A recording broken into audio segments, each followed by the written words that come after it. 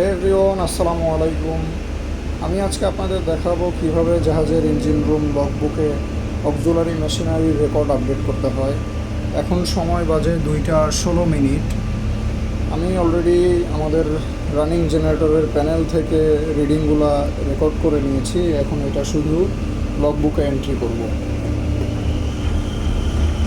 So আমি আমার control room panel থেকে আমাদের রানিং অক্সিলারি ইঞ্জিন সিলেক্ট করে নিলাম। এবার এখানে আপনারা দেখতে পাচ্ছেন RPM.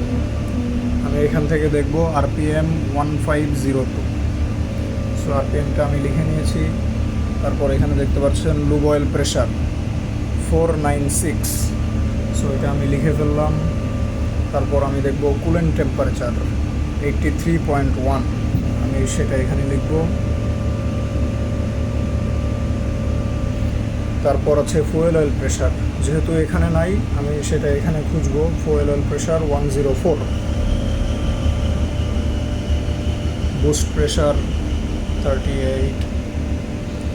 Fuel oil temperature 52। Inlet manifold 35। Battery voltage 27.6। Kilowatt 44। Ampere 78।